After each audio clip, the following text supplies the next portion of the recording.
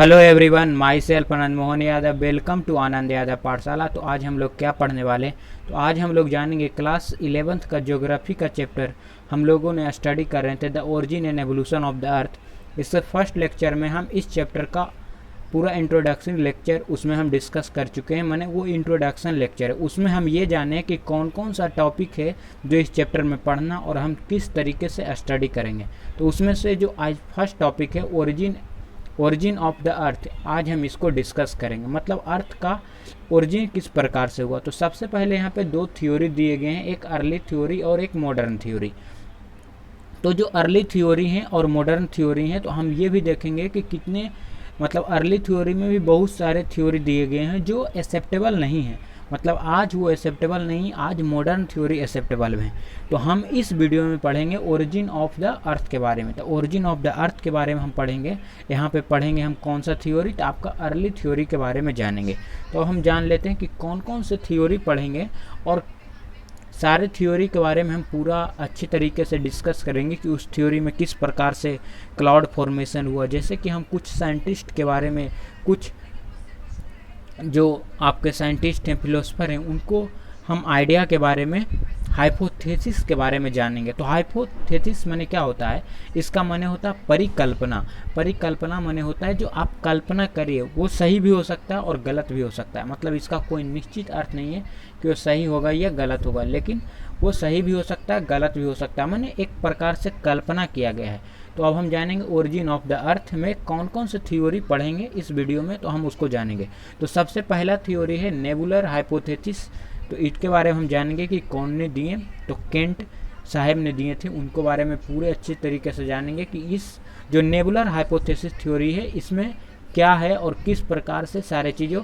और जो सेकेंड है प्लैनेटेसिमल थ्योरी, और थर्ड में है गैसियस या टाइडल हाइपोथेसिस, और बाइनरी स्टार हाइपोथेसिस और गैस डस्ट क्लाउड हाइपोथेसिस। ये पांच आपके ओरिजिन ऑफ द अर्थ में ये सारे क्या हैं, आपके थ्योरी हैं। तो अब हम जानते हैं origin of the earth. A large number of hypothesis bear put forth by different philosopher and scientist regarding the origin of the earth. माने ओरिजिन ऑफ द अर्थ के कंटेक्स्ट में बहुत सारे, मतलब बहुत अलग अलग फिलोसफर आए और कुछ अलग अलग साइंटिस्ट आए, वो अपना हाइपोथेसिस दिए। मतलब वो जो अपना सोचे थे उसने दिए कि वो सही भी हो सकता है और गलत भी हो सकता है। हाइपोथेसिस का मतलब होता है परिकल्पना। One of the earlier and popular argument बाज जर्मन फिलोसफर इमैनुएल कांट। लेकिन इसमें से जो सबसे ज़्यादा पॉपुलर है, मतलब जो सबसे पहले दिए तो वही पॉपुलर होंगे, जो सबसे फर्स्ट में दिए थे वही क्या है, पॉपुलर है। तो वो एक जर्मन फिलोसफर है इमैनुएल कांट। वो कौन सा आपको दिए, तो वो दिए थे नेबुलर हाइपोथेसिस। इसे जानने से पहले हम थोड़ा सा कुछ और जान लेते हैं कि जैसे कि ये थ्योरी दिया गया था, तो अब हम जानते हैं कि कौन दिए थे आपको ये थ्योरी। देखते इमैनुएल कांट, और कब दिए थे, तो आपका 1755 में इस कांट साहब जो जर्मन फिलोसफर थे, इसने ये सबसे पहले थ्योरी दिए थे। कौन सा थ्योरी है, तो थ्योरी का नाम आपको याद रखना बहुत ज़्यादा ज़रूरी है, क्योंकि अलग अलग एक ही थ्योरी के कोई क्या कर दिए, रिन्यू कर दे, उसमें थोड़ा सा और ऐड ऑन कर दिए तो उनका नाम आ जाता है। जैसे कि नेबुलर हाइपोथेसिस ही दिए थे एक लेप्लेस ने, तो उनको बारे में भी हम जानेंगे। लेकिन यहाँ पे हम जानते हैं केंट साहब के बारे में। ये जर्मन फिलोसफर थे, 1755 में ये दिए थे। तो ये बोले थे क्या होता है कि एक डस्ट आपका क्या है, डस्ट पार्टिकल है। यहाँ पे आप NCERT mathematician Laplace revised in 1796 it is also known nebular hypothesis. The hypothesis consider that the planet were form out of cloud of material associated with youthful sun which was slowly rotating. यहाँ पे ये कहने का मतलब हुआ कि जो ये नेबुलर हाइपोथेसिस दिए थे, ये सबसे पहले दिए थे इमैनुएल कांट ने। लेकिन जो इनका लेप्लेस ने क्या किया कि इसको एक रिवाइज्ड फॉर्म कर दी, उसमें थोड़ा सा चेंज कर दिए। तो सबसे पहले हमको ये जानना जरूरी है कि नेबुलर हाइपोथेसिस है क्या। तो नेबुलर हाइपोथेसिस कुछ भी नहीं, एक गोला है। मतलब आपको कहने का मतलब डस्ट पार्टिकल और गैस का एक गोला है, वो क्या करता है, क्लाउड फॉर्मेशन कर लेता है। और ये जो होता है ये मोशनलेस होता है, मोशनलेस। मोशन लेस होते हैं, और इसके अलावा ये क्या होते हैं, कूल होते हैं। मोशन लेस होते हैं और कूल होते हैं, और बहुत सारे पार्टिकल जो होते हैं क्या करते हैं, कोलाइड करते हैं। जब कोलाइड करेंगे बहुत सारे पार्टिकल तो वहाँ पे क्या होगा, फ्रिक्शन जनरेट होगा, और जब फ्रिक्शन जनरेट होगा तो वहाँ पे हीट पैदा होता है। तो हीट जब होगा तो हीट क्या होगा, इंक्रीज हो जाएगा जब बहुत ज़्यादा फ्रिक्शन होंगे और बहुत ज़्यादा कोलिजन होंगे। तो उसी को हम क्या बोलते हैं, नेबुला बोलते हैं, माने नेबुला हाइपोथेसिस बोलते हैं। उसको हम क्या बोलते हैं, नेबुला बोलते हैं, और उसी से निकल के आया है नेबुलर हाइपोथेसिस। तो सबसे पहले क्या है, मतलब एक डस्ट का गोला है, बोल सकते हैं क्लाउड है, और क्लाउड में डस्ट और गैस के कुछ पार्टिकल हैं जो क्या है, मोशन लेस हैं, और मोशन लेस रहने के कारण वो क्या है, कूल होते हैं। जब मोशन लेस हैं तो वो बहुत ज़्यादा कूल हैं, और उसमें बहुत ज़्यादा पार्टिकल क्या हो रहे हैं, आके कोलाइड हो रहे हैं। तो कोलाइड होने से क्या होगा, फ्रिक्शन जनरेट होगा, और फ्रिक्शन जब जनरेट होंगे तो वहाँ पे क्या होंगे, हीट बढ़ जाएंगे। हीट क्या हो जाएंगे, बढ़ जाएंगे, मतलब हीट जनरेशन, मतलब टेम्परेचर वहाँ का क्या होगा, इंक्रीज हो गया। तो इसी को हम बोलते हैं नेबुला। लेकिन ये तो दिए थे केंट साहब ने, जो जर्मन फिलोसफर थे 1755 में, लेकिन इसका रिवाइज कर दिया, मतलब इसमें बहुत सारे कमियां निकाले गए। ये सबसे पहले दिए थे तो इनको एक्सेप्ट नहीं किया गया। क्यों बोला गया कि आप किस प्रकार से बोल सकते हैं कि क्लाउड में गैस और डस्ट ही है। तो सबसे पहले आप कोई भी चीज़ है उसे या मानिए या बताइए कि वहाँ पे क्या चीज़ है, मतलब डस्ट और गैस नहीं है तो क्या है। तो इनसे पूछा गया कि मोशन लेस किस प्रकार से है, तो ये एक्सप्लेन नहीं कर पाए। तो एक नेबुलर हाइपोथेसिस जो दिए थे, नेबुलर हाइपोथेसिस वो भी दिए थे, लेकिन उसको रिवाइज फॉर्म में कर दिए थे जो मैथमेटिशियन से लाप्लेस। ये इनका फोटो है लाप्लेस को, ये फोटो है इनका, ये फोटो, सॉरी, ये इनका फोटो है, आप उनको देख सकते हैं। तो ये बोले कि नेबुला जो है हॉट है और मोशन है, माने हॉट है, क्लाउड है, मतलब वही चीज़ है। यही बोले थे केंट साहब भी कि हॉट हैं और डस्ट हैं, गैस हैं। मतलब ये जो बोले केंट साहब यही सही है मानिए, और इसी को सिर्फ चेंज करके अलग अलग बताया गया है, अलग अलग साइंटिस्ट के द्वारा, अलग अलग मैथमेटिशियन के द्वारा। तो यही बोले 1796 में, ये क्या बताएं, 1796 में बताएं, 1796 में ये बताएं कि ये हॉट क्लाउड है और ये मोशन कर रहा है। यहाँ पे क्वेश्चन उठा था कि मोशन लेस क्यों है, तो ये बता दिए कि मोशन में है। क्या है, मोशन में है। जो ये क्लाउड है क्या कर रहा है, मोशन कर रहा है। और इसके अलावा क्या है कि यहाँ का टेम्परेचर बहुत ज़्यादा हाई है जब मोशन कर रहा है तो, और इनका जो आउटवर्ड सरफेस है, मतलब ये जो गोला का माने क्लाउड का जो आउटवर्ड सरफेस, ये बहुत ज़्यादा कूल है। और कूल रहने के कारण क्या होते हैं कि कॉन्ट्रैक्ट होंगे, इनका साइज में डिक्रीज होगा। और जब आगे आप पढ़ेगा तो एंगुलर मोमेंटम बताया जाता है। एंगुलर मोमेंटम होता है आपका ओमेगा बटा, ये फार्मूला है, लेकिन ये आपको आगे पढ़ना है। तो अब हम जान लिए कि नेबुलर हाइपोथेसिस किस प्रकार से और किस प्रकार से यहाँ पर बताए गए। इसी प्रकार से यहाँ पे भी लिखा गया एनसीईआरटी में, the hypothesis considered that the planet were form out of cloud material associated with youthful sun which was slowly rotating. माने वही जो हॉट गैसेस है उसी में क्या है कि वो स्लोली क्या कर रहे हैं, रोटेट कर रहे हैं। तो नेबुलर हाइपोथेसिस को किसने रिवाइज किया था, लैप्लेस ने, जो एक मैथमेटिशियन से 1796 में, लेकिन इनको दिए थे कौन, द इम्मानुएल कांट ने।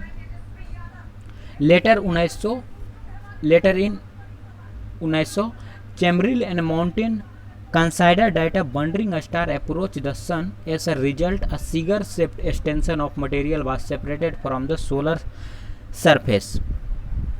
यहाँ पे चैमरिल और मोल्टेन आए आपके 1905 में, यहाँ पे 90 दिया गया है, लेकिन 1905 में आप बता सकते हैं कि ये बताएं कि सन क्या कर रहा था, एग्जिस्ट कर रहे थे। अब सिगार शेप क्या होता है, आप हमको बताते हैं आपको सिगार शेप क्या होता है।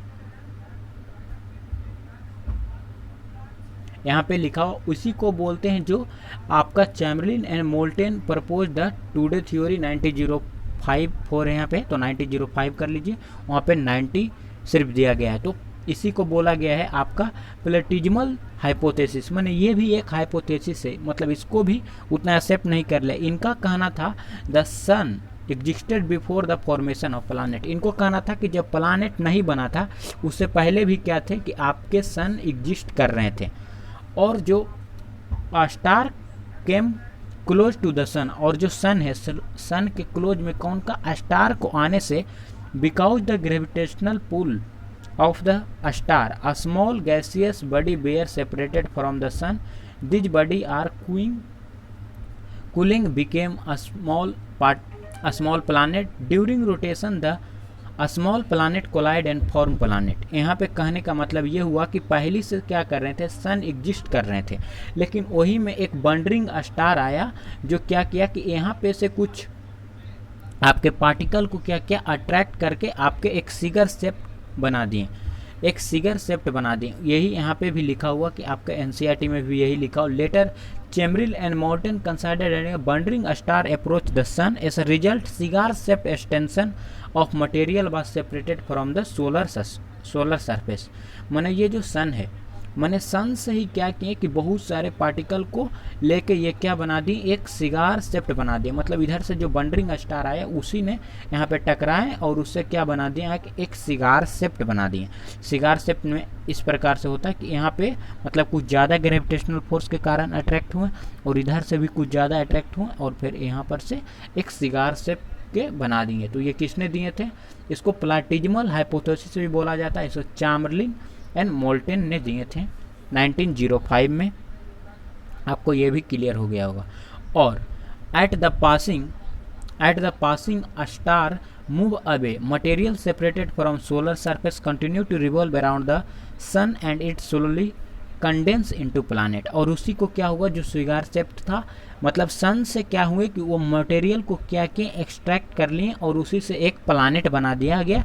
ये कौन सा, कौन बताएं आपको, तो चार्मलिन एंड मोल्टन ने बताएं कि सिगार शेप्ड की तरह से। और सबसे पहले यहाँ पे सन क्या कर रहे थे, एग्जिस्ट कर रहे थे और सन से ही एक बंडरिंग स्टार जो आया वहाँ से वो क्या किया, बहुत सारे जो सन के ही पार्टिकल को अट्रैक्ट करके एक सिगार शेप्ड बना लिए। तो दो हाइपोथेसिस को हम क्या कर चुके हैं, डिस्कस कर चुके हैं। अब हम थर्ड हाइपोथेसिस के बारे में जानते हैं, जो आपके यहाँ पे sir James Jeans and later sir Harold Jeffreys supported the argument at the later date. Argument consider of companion to the sun to have there been coexisting. ये टाइडल थ्योरी इसी को बोला गया, माने टाइडल हाइपोथेसिस जेम्स और Jeans. माने यही जो सिगार शेप्ड बना आपका सन से टूट के, उसी को आप ये बता रहे थे कि ये इस प्रकार से है। मतलब इसी को सपोर्ट में, सिर्फ सपोर्ट में खड़ा हो गए कि हाँ इस प्रकार से है, जिस प्रकार से आपका इम्यूनेंट कांट ने सपोर्ट किए। तो वहाँ पे मोशन लेस था, कांट साहब ने बताए थे कि यहाँ पे मोशन लेस है, लेकिन आपका लैपलेस साहब ने आए तो ये बताएं कि मोशन में है, हॉट है। उसी प्रकार से यहाँ पे चार्मलिन एंड माउंटेन ने बताया कि सिगार शेप्ड एक्सटेंशन है, लेकिन उसी को मॉडिफाई करके James Jeans and sir Leighton Harold Jeffrey ने बताया सपोर्ट के उस एग्रीमेंट के, और वो इस प्रकार का आपका शेप बताएं। यहाँ पे जो दिख रहा है आपको, ये थोड़ा सा अलग है सिगार शेप से, और इसी को हम बोलते हैं टाइडल हाइपोथेसिस भी बोलते हैं। तो टाइडल हाइपोथेसिस किसने दिए, तो जेम्स जीन ने दिए। ये आपको 1 नंबर का क्वेश्चन हो गया। अब हम जानते हैं this argument are called binary theory, और इसी जो आर्गूमेंट है इसी को हम बाइनरी थ्योरी बोलते हैं। तो जो बाइनरी थ्योरी है, बाइनरी थ्योरी ही आज के टाइम में माने मॉडर्न जो थ्योरी में आएंगे आपके बाइनरी थ्योरी आएंगे, और यही क्या है, एक्सेप्टेबल है। बाइनरी थ्योरी में ये बताया गया कि एक छोटा सा पार्टिकल से जब ब्लास्ट हुआ तो वो पूरा प्लानेट बना लिए, ये बाइनरी थ्योरी। तो बाइनरी थ्योरी हम मॉडर्न थ्योरी में पढ़ेंगे, माने आने वाले अगले वीडियो में हम बाइनरी थ्योरी के बारे में अच्छे से डिस्कस करेंगे। In 1995 Otto Schmidt and Russian Carl Benzer in German. Carl Benzer थे जो जर्मनी के थे, और ओटो अस्केमिड जो थे रशियन थे। Somewhat revised nebular hypothesis through different detail. इसी को मतलब सबसे पहले किसने दिए थे, नेबुलर हाइपोथेसिस आपको दिए थे इमैनुएल कांट ने। इमैनुएल कांट 1755 में, इसी को रिवाइज करके लैपलेस ने दिए थे 1796 में, और उसी को रिवाइज किए थे 1950 में आपके कार्ल बेंजर जो जर्मनी के थे, और ओटोम चैंडविच जो रसिया के थे। ये क्या बोले, they consider that the sun was surrounded by solar nebula containing mostly the hydrogen and helium along with भाट में भी टर्म इज डस्ट, जो बताए थे कांट साहब कि जो क्लाउड है, क्लाउड किस चीज़ से फॉर्मेशन हुआ था, डस्ट और गैस पार्टिकल से। तो यही बताएं कि यहाँ पे जो नेबुलर है वो किस प्रकार से कंटेनिंग है, तो वो सराउंड करते हैं, मतलब जो सन है माने सोलर है उसी के क्या करते हैं, अराउंड रिवॉल्व करते हैं। और वो जो मतलब डस्ट और जो गैस पार्टिकल है यह हाइड्रोजन और हीलियम का, मतलब ये सिर्फ वो भी जो डस्ट का टर्म था उसको ये हाइड्रोजन और हीलियम का टर्म बताएं। और वो जो friction and collision particle lead to formation of disc shaped cloud and the planet were form through the process of accretion. आपको एसरेशन समझने बहुत ज़्यादा जरूरी है। एसरेशन का मतलब ये होता है कि कोई लेयर बाय लेयर क्या होता है उसमें जमे जाते हैं, मतलब एक लेयर है उसके फिर लेयर, इसी को हम बोलते हैं एसरेशन आपको बोलते हैं। तो यहाँ पे क्या हुआ, जो फ्रिक्शन और कोलिजन से क्या हो रहे थे, आपका पार्टिकल जो फॉर्म हो रहे थे, ये बोले कि ये एक पार्टिकल है मानी और ये डिससेप्ट में है। डिससेप्ट कहने का मतलब इस प्रकार से, सॉरी डिससेप्ट होता है जो इस प्रकार से होता है, इसी को बोलते हैं डिससेप्ट। और ये जो क्लाउड थे ये डिससेप्ट फॉर्म कर रहे थे और जो सारे प्लानेट क्या कर रहे थे, एसरेशन फॉर्म कर रहे थे। एसरेशन मतलब लेयर बाय लेयर उस पर क्या हो रहे थे, चढ़े हुए थे। However, scientists in later period took up the problem of origin of universe rather than that of just the earth or the planet. और सबसे पहले ये नेबुलर हाइपोथेसिस दिए थे इमैनुअल कांट ने, उसके इसी को क्या रिवाइज करके नेबुलर हाइपोथेसिस दिए थे लाप्लेस ने। और उसके बाद दो साइंटिस्ट और आए, Otto von चैडमिन and Russia. Karl Berger जो जर्मनी के थे, ये भी उसी को, मतलब आप यहाँ पे समझ में आ रहा कि कोई भी नया नहीं दिए, उसी को सिर्फ रिवाइज करके सारे लोग क्या हैं दिए जा रहे हैं अलग अलग नाम से, अलग अलग सिर्फ वहाँ पे जहाँ पे डस्ट पार्टिकल है उसको हाइड्रोजन और हीलियम बता रहे हैं। उसी प्रकार से आपको ये जो जितने थ्योरी पढ़ें ये आज का टाइम में एक्सेप्टेबल नहीं है, और ये जितने भी थ्योरी हम पढ़ें ये इसे हम अर्ली थ्योरी बोलते हैं। ये आपका बुक का एक टॉपिक है अर्ली थ्योरी। तो आज हम अर्ली थ्योरी के बारे में जानेंगे, आने वाले वीडियो में हम जानेंगे आपका मॉडर्न थ्योरी के बारे में। तो यहाँ पर तो ये बताया जा रहा था कि ओरिजिन ऑफ द अर्थ माने अर्थ का किस प्रकार से एवोल्यूशन हुआ, लेकिन जो मॉडर्न साइंटिस्ट थे वो बताएं कि हम सबसे पहले ये जान लेंगे कि यूनिवर्स का किस प्रकार से फॉर्मेशन हुआ था। हमको अपने आप क्या पता चल जाएगा कि अर्थ का किस प्रकार से फॉर्मेशन हुआ। तो हम आने वाले वीडियो में ये देखेंगे कि यूनिवर्स का फॉर्मेशन किस प्रकार से हुआ।